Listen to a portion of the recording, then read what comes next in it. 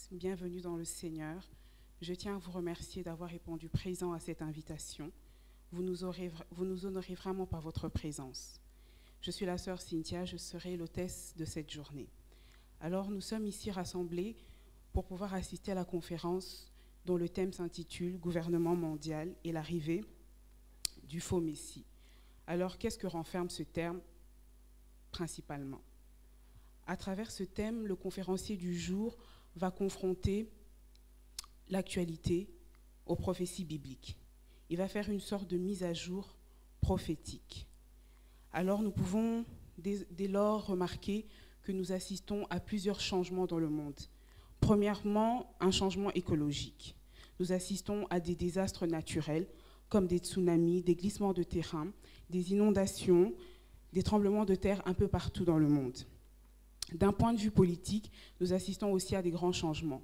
Premièrement, nous voyons l'émergence d'un monde multipolaire, c'est-à-dire que la puissance est partagée par plusieurs pôles. Quand je dis plusieurs pôles, je parle de plusieurs puissances. Ensuite, nous pouvons remarquer qu'il y a plusieurs inégalités, il y a beaucoup d'inégalités sociales, inégalités de richesse, ce qui cause des frustrations, des guerres, des insurrections, la création de groupes extrémistes. À côté de cela, nous remarquons aussi l'émergence de l'extrême droite, de la xénophobie, du racisme. Nous voyons aussi que l'islam a une ascendance assez fulgurante auprès de ceux qui sont en marge de la société.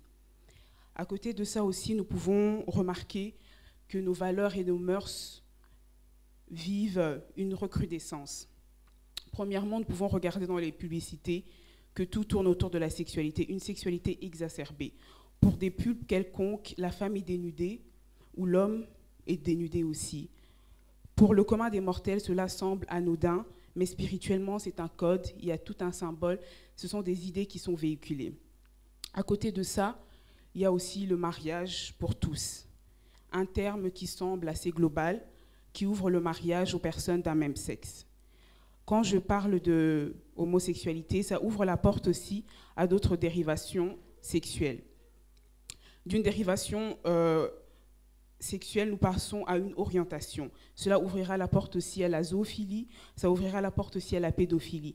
À côté de ça, nous observons aussi l'émergence de la communauté LGTB, lesbiennes, gays, transsexuels et bisexuels, qui est un lobby assez fort, qui pèse très très fort. D'ailleurs, ce lobby a beaucoup agi pour que dans nos écoles, les enfants puissent être inculqués avec la théorie du genre. Cette théorie a pour concept de dire à l'enfant que lorsqu'il naît, il n'est ni homme ni femme, mais il le choisit. Alors, est-ce que la Bible a prévu tout ça? Est-ce que la Bible nous parle de tout ça? Est-ce que nous vivons vraiment l'accomplissement des prophéties bibliques? C'est à ce genre de questions que le conférencier du jour va tenter de répondre. Mais avant de passer au vif du sujet, je vais inviter l'homme de Dieu, le pasteur David, qui va nous conduire dans un temps de prière pour créer une atmosphère prophétique, une atmosphère propice à la révélation. Pendant que l'homme de Dieu s'avance, nous allons acclamer le Seigneur.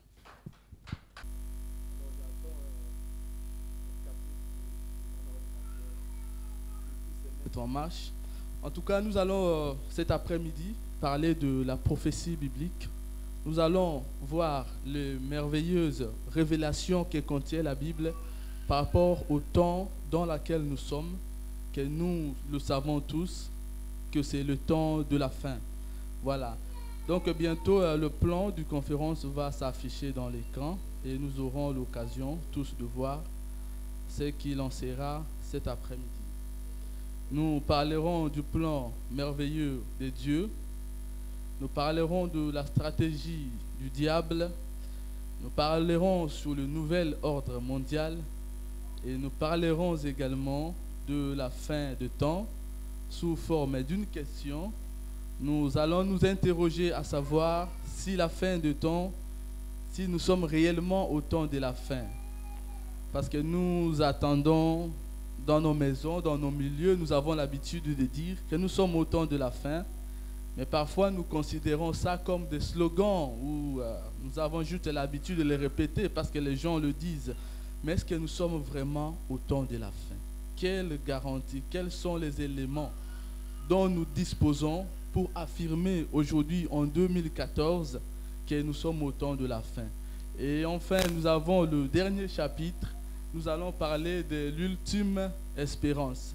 Vous savez, quand nous avons mis ces affiches où nous avons donné les invitations aux gens, la plupart des gens étaient tellement inquiets que les gens nous demandaient, mais pourquoi vous voulez faire peur aux gens comme ça? Vous savez, si ce n'était qu'une mauvaise nouvelle, on ne vous inviterait pas ce soir ici. Mais si nous vous avons invité, ça veut dire qu'à la fin du message, nous avons une très bonne nouvelle pour vous. Et cette bonne nouvelle est principalement inclue dans le 5e chapitre, qui est l'ultime espérance à laquelle nous espérons. Voilà, je bénis le Seigneur pour vous qui êtes avec nous en direct à la télévision également. Nous ne vous oublions pas, nos amis qui sont en Suède, nous bénissons le Seigneur et partout dans le monde. Vous avez la possibilité de réagir sur Facebook et nous vous donnerons les réponses à vos préoccupations à la fin de la conférence. Sans plus tarder, je pense que l'oratrice a merveilleusement introduit le sujet, qu'elle a presque commencé même à développer à ma place, mais je bénis le Seigneur pour cela. J'espère que nous avons nos Bibles, parce que nous aurons aussi le temps de lire les Écritures. Vous savez, nous sommes là pour ça. On n'est pas là pour des slogans inutiles, mais aussi pour comprendre la pensée de Dieu. J'espère que les gens qui sont là derrière, vous voyez un peu l'écran? C'est très lumineux. Je ne sais pas si la technique pourra faire quelque chose pour nous, pour essayer un peu de, peut-être de réduire un peu la lumière. Voilà, donc nous parlons de notre premier thème, nous parlons du plan merveilleux de Dieu. Comme vous le savez, comme nous le savons tous, en créant le monde, en créant l'univers, en créant l'homme, Dieu a élaboré un plan extraordinaire, un plan merveilleux. Si cela n'était pas le cas, Dieu n'allait pas créer l'homme. Mais vous savez que la Bible, Dieu dit dans la parole qu'en créant l'homme, Dieu a formulé des projets, Dieu a formulé des plans pour que chaque homme, pour que chaque femme, pour que chaque créature de Dieu puisse se retrouver dans le monde, dans le milieu dans lequel Dieu l'a mis. Même si aujourd'hui les contradictions paraissent tellement évidentes face à la souffrance, face aux difficultés dont chacun d'entre nous est en train de faire face aujourd'hui, face à la mort, face aux catastrophes naturelles, face aux famines et aux désastres qu'on connaît, il y a des gens qui se demandent même si Dieu aime l'humanité. Ce thème est là pour nous rassurer de l'amour de Dieu, parce que tout ce que nous voyons aujourd'hui, que ce soit les maladies ou que ce soit les désastres, rassurez-vous, cela ne faisait pas partie du plan de Dieu dès le commencement. La Bible nous dit que Dieu a créé l'homme à son image et à sa ressemblance. La Bible dit Dieu les bénit et Dieu leur dit soyez féconds, multipliez-vous, remplissez la terre et assujettissez-la, dominez-la.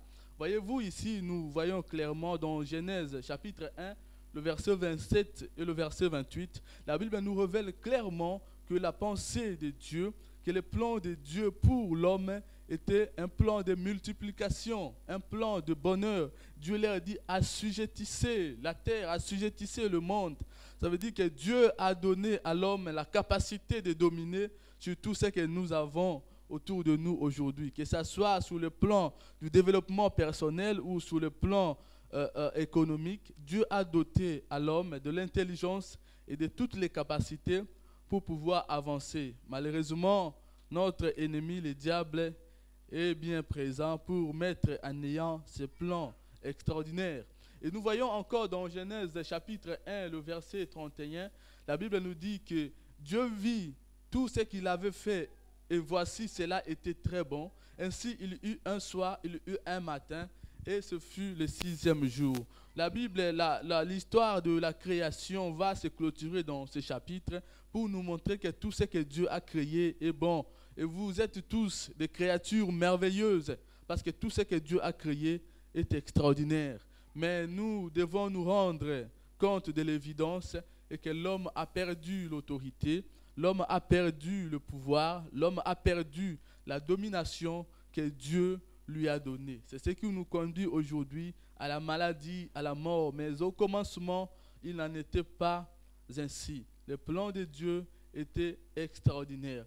Qu'est-ce qui a fait que le plan si merveilleux de Dieu puisse aujourd'hui se transformer en catastrophe ou en stress pour le monde d'aujourd'hui? C'est à cause du péché. Comme vous pouvez le voir à l'écran, le péché de l'homme a eu des conséquences néfastes dans l'histoire de l'humanité et dans tout ce que nous allons voir aujourd'hui et dans tout ce que nous vivons aujourd'hui. La raison principale, c'est d'abord parce que l'homme a péché. Si nous lisons dans Genèse chapitre 3, le 15e verset, c'est un verset, une prophétie extraordinaire qui a commencé depuis des temps et qui est en train de s'achever, de continuer jusqu'au temps d'aujourd'hui. La Bible dit, je mettrai inimitié entre toi et la femme, entre ta postérité et sa postérité. Celle-ci t'écrasera la tête et tu lui blesseras les talons. Voyez-vous, ici, Dieu est en train de parler à l'homme, mais également au serpent. Après la chute de l'homme, nous voyons cette sentence, ce châtiment que Dieu va prononcer, d'abord à l'égard du serpent, pour lui avertir de l'inimitié que Dieu a mis entre l'homme et le serpent, c'est-à-dire le diable, puisque la Bible lui appelle le serpent ancien ou le dragon. C'est toujours la même personne. Et donc, nous voyons ici que l'homme pêche, l'homme a perdu l'autorité, l'homme a perdu ce pouvoir que Dieu lui a doté de la création. Et Dieu va donner cette parole, cette prophétie, pour avertir des choses qui viendraient dans la suite des temps. Qu'est-ce qui devait venir? Il devait y avoir, ou il doit y avoir, une hostilité. Il doit y avoir l'inimitié entre la sémence du serpent, la sémence du diable et la sémence de la femme. La femme ici, c'est Adam, et au travers de la sémence de la femme, bien sûr, nous voyons Jésus-Christ. Mais nous allons voir aussi également que dans le monde, il n'y a pas que la sémence de la femme. Le serpent a aussi sa sémence. Le diable a aussi ses enfants. Beaucoup de gens que nous côtoyons dans les marchés ou dans le supermarché, nous pensons que tout le monde est comme nous, mais parfois nous nous trompons, parce que tout le monde n'est pas comme toi et moi. Il y a bel et bien une sémence du diable. Voilà, je ne veux pas trop m'attarder sur cette partie, puisqu'il s'agit que de l'introduction, mais j'ai trouvé bon de commencer par le début du livre de la Bible pour nous permettre de comprendre la suite. Nous voyons également dans Apocalypse 20, le 2e chapitre, la Bible nous dit qu'il saisit le dragon, le serpent ancien, qui est le diable et Satan, et il est lié pour 1000 ans. Bien sûr, ce verset nous illustre clairement que le serpent dont on a parlé dans Genèse 3, il s'agit bien du diable, votre véritable ennemi, le véritable ennemi de votre vie. Il est étonnant de constater encore aujourd'hui qu'il y a des gens qui sont encore amis avec Satan. Il y a des gens qui n'ont pas encore compris qu'ils ont pour ennemi le diable. Et il y a des gens qui n'ont pas encore compris qu'ils ont pour ennemi le serpent. Alors nous partons, nous jouons avec le péché parce que nous pensons que cela n'apporte rien à nos vies. Mais nous voyons ici que les conséquences du péché sont réelles et que nous subissons aujourd'hui ces mêmes conséquences. La Bible nous dira encore dans les livres de Romains que le Dieu de paix écrasera bientôt Satan sous vos pieds. Il s'agit encore là pour illustrer qu'il est bel et bien le serpent. La Bible dit encore, lorsque ce corps corruptible aura revêtu l'incorruptibilité et que ce corps mortel aura revêtu l'immortalité, alors s'accomplira la parole qui est écrite, la mort a été engloutie dans la victoire. C'est-à-dire que par le péché de l'homme, l'homme a perdu la vie, non seulement l'autorité, mais nous avons perdu également la vie. Faites attention au péché, parce que le péché a des conséquences néfastes dans nos vies. Nous voyons les désastres du péché quand l'infidélité entre dans une famille ou quand l'immoralité pénètre dans nos maisons. Nous le payons tous cash. Donc il est important de comprendre la conséquence du péché, parce qu'il est important de comprendre la conséquence du péché. Parce que la conséquence du péché d'Adam et Ève va conduire le monde dans une période qu'on ne pouvait pas imaginer jusque-là. L'homme va passer dans un stade de l'enfant de Dieu au stade du simple créature. Par le simple fait qu'il y a eu un incident majeur, comme nous pouvons le voir dans l'écran, qui va s'introduire dans l'histoire de l'humanité. Je parlais des conséquences du péché et nous pouvons lire ici dans Genèse 6. J'espère que nous avons nos Bibles et les gens qui nous suivent à la télévision ont également leur Bible. La Bible dit: les géants étaient sur la terre en ces temps-là, après que les fils de Dieu furent venus vers le Fils des hommes et que leur eurent donné des enfants. Ce sont des héros qui furent famés dans l'Antiquité. Genèse chapitre 4, 6, le verset 4. Voilà, ici nous avons devant nous une preuve concrète de la conséquence du péché. Parce que quand l'homme pêche, mais le diable, qu'est-ce qu'il fait? Le diable est là, il rôde autour pour en profiter des erreurs des hommes. Et la Bible dit que pendant que l'homme a péché, vivait séparé de Dieu, parce que quand nous péchons, n'oublions pas que le péché nous éloigne de Dieu. Et d'ailleurs, le mot péché en grec, le mot péché veut tout simplement dire manquer sa cible. C'est-à-dire que quand nous péchons, vous manquez la cible. Quelle est notre cible? C'est la vie, c'est la communion, c'est l'unité avec Dieu.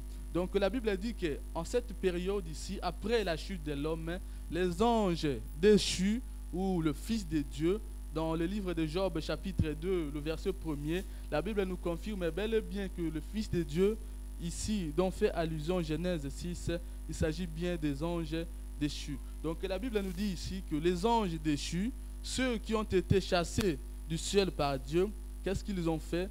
Ils sont venus vers le Fils des hommes.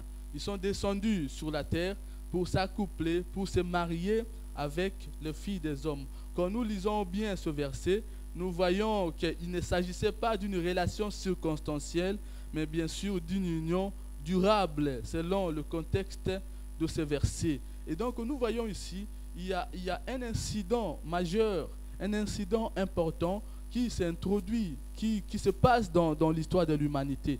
Vous voyez l'image que j'ai mise juste à gauche. Vous voyez, ça représente l'ADN, l'ADN que chacun d'entre nous a.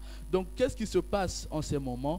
Au moment où l'homme qui a été créé à l'image de Dieu, au moment où ils se permettent de se mélanger donc avec ces anges, il se passe que l'ADN, le gène, le caractère génétique de l'homme va subir une modification importante.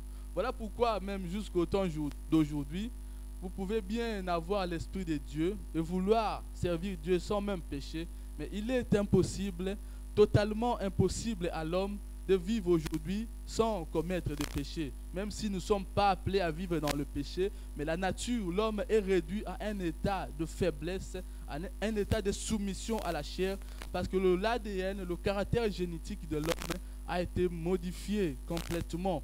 Et la Bible nous dira que de cette union va naître le fameux, le géant de l'Antiquité. Même dans les civilisations païennes comme le grec ou le romain, nous avons toujours vu, même dans les films et les histoires de ces héros-là, Héraclès ou les autres héros de l'Antiquité. Bien sûr, ça, ce sont de légendes, mais la Bible nous présente ici une réalité. Nous connaissons évidemment d'autres géants dans la Bible et nous allons, dans les lignes qui vont suivre, approfondir ces sujets.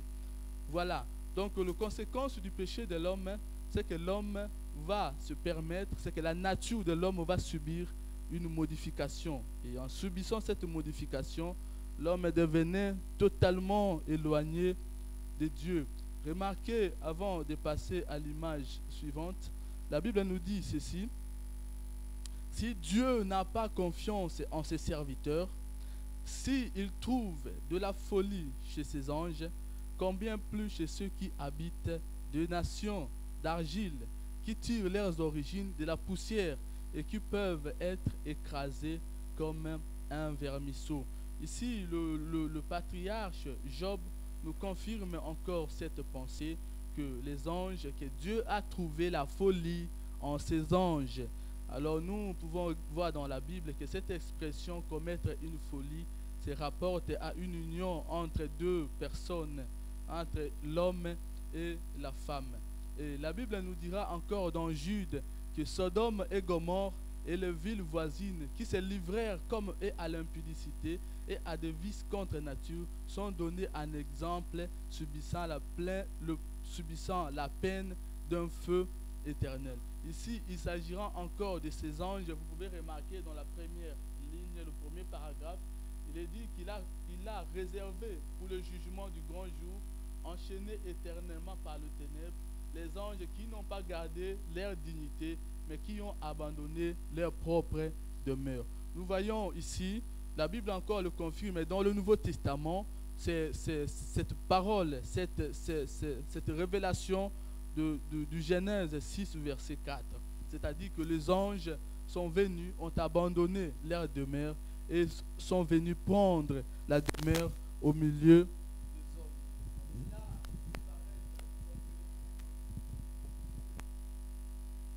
des hommes. Qui s'est passée dans les temps lointains, mais également au temps d'aujourd'hui, parce que dans la suite de cette étude, nous allons voir que ces anges, ces démons sont de retour parmi nous et ils vivent dans nos maisons, dans nos villes et dans nos rues ou dans le supermarché. Donc il ne s'agit pas seulement de passer, mais nous avons commencé avec cet exemple pour illustrer par la suite que ces hommes ont bel et bien existé et qu'ils existent.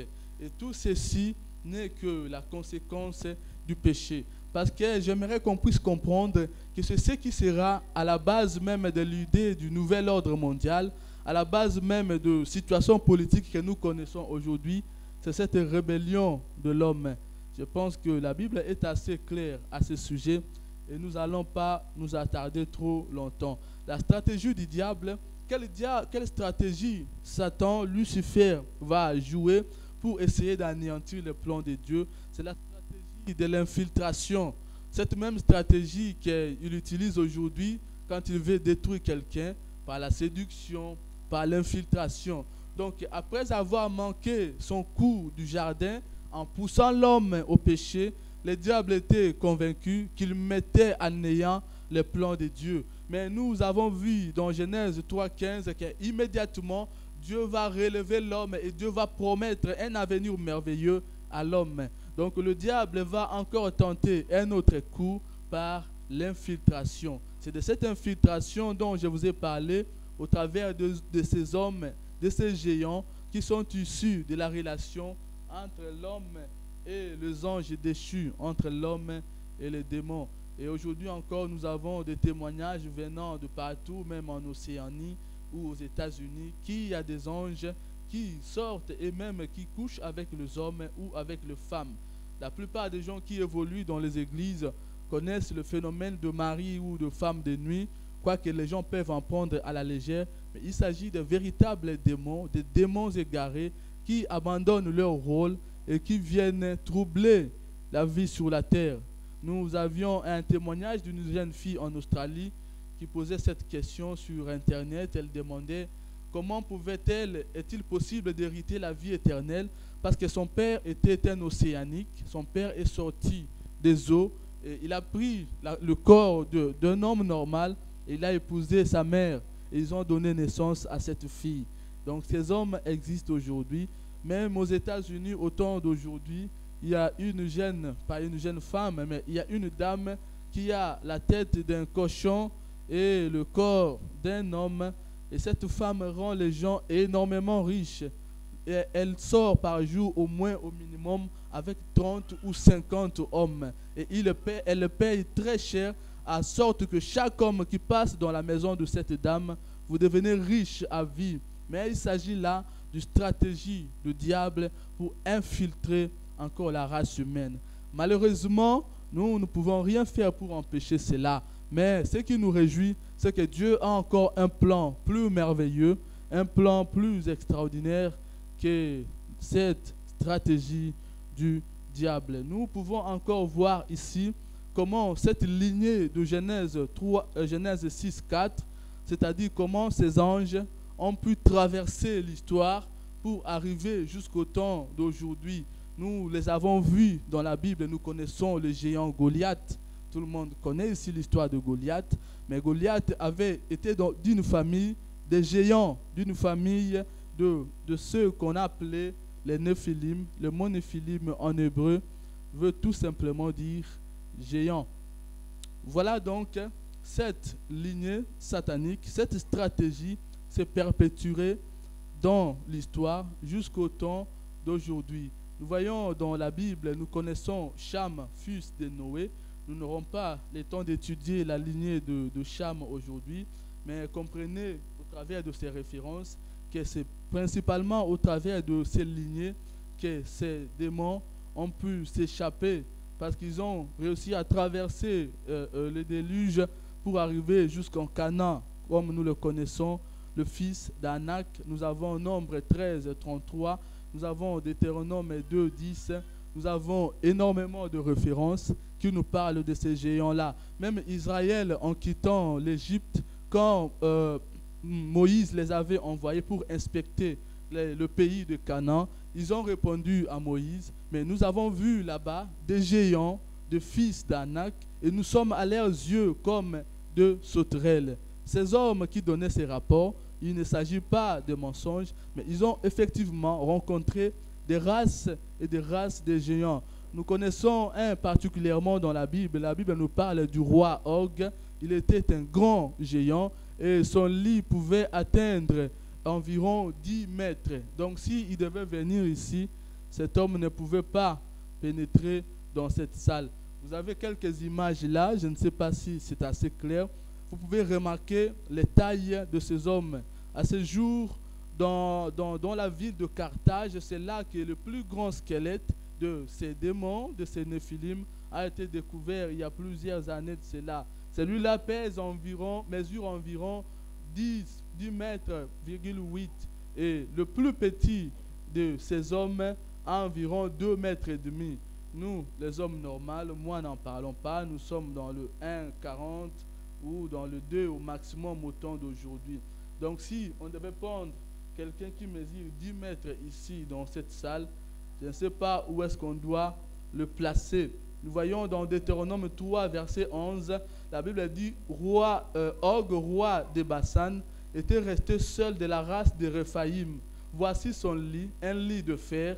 N'est-il pas à Rabat, ville des enfants d'Ammon? Sa longueur est de 9 coudées et sa largeur est de 4 coudées en coudées d'homme. Voilà un peu un exemple concret de cet homme qui mesurait, qui est à peu près de celui-là, de 5 ou de 6 mètres de long. C'est énorme par rapport à nous au temps d'aujourd'hui, mais ces hommes ont bien existé et même l'archéologie moderne nous montre que ces hommes existent encore au temps d'aujourd'hui. Voilà pourquoi il est important de veiller sur vos vies, de veiller sur les gens que nous rencontrons dans les rues, que nous rencontrons dans le marché. Parce qu'il y a des gens dans ce monde qui ont le sang du diable. Il y a des gens qui sont de la lignée satanique. Il y a des démons qui se promènent de jour comme de nuit et qui sont en train de détruire les vies, d'envahir les maisons des gens. Voilà un peu par rapport à notre introduction. Ici, la troisième partie va nous introduire véritablement dans notre sujet du jour et va nous amener à parler du nouvel ordre mondial, ou en latin novus ordo saeculorum, ça veut dire nouvel ordre du cycle. C'est quoi le nouvel ordre mondial? Alors c'est déjà la question qu'on peut se poser. Le nouvel ordre mondial est un plan établi par le diable. Nous voyons que ce plan a pris naissance déjà longtemps dans le livre de Genèse, au temps même du roi Nimrod.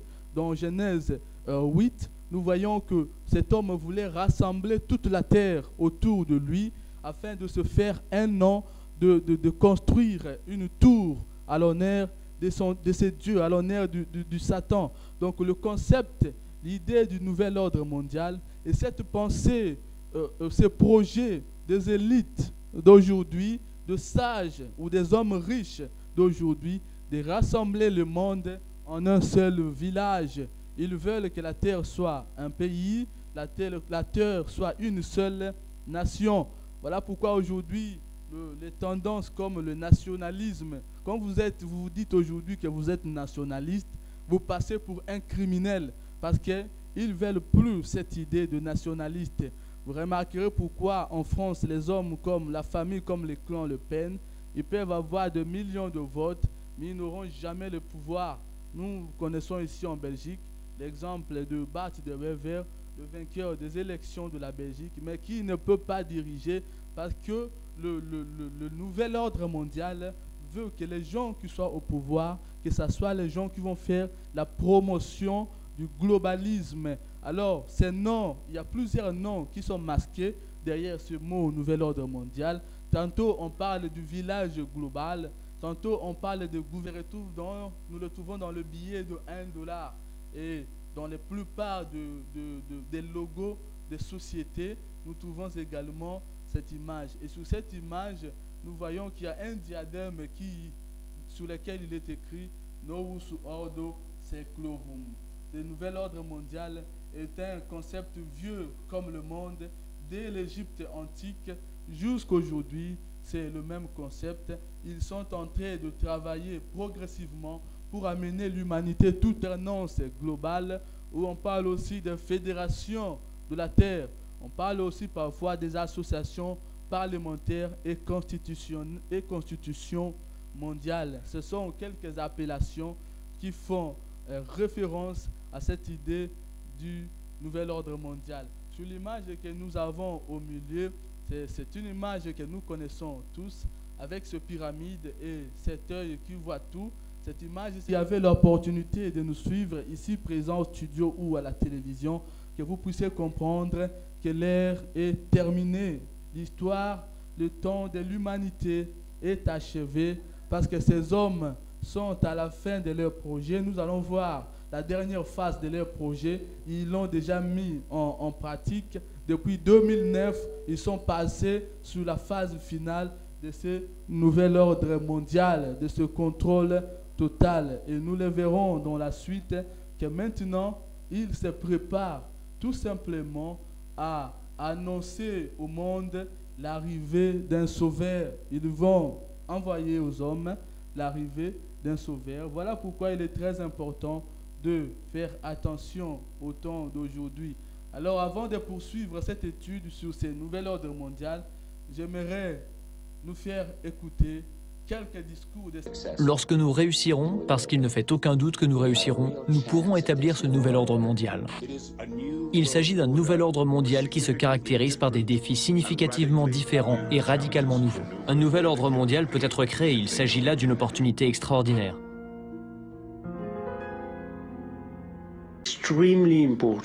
Il est extrêmement important qu'au sein de cette nouvelle gouvernance mondiale, et plus particulièrement des deux côtés de l'Atlantique, nous appliquions les mêmes règles de la même manière. 2009 est également la première année de gouvernance mondiale avec la création du G20 au beau milieu de la crise financière.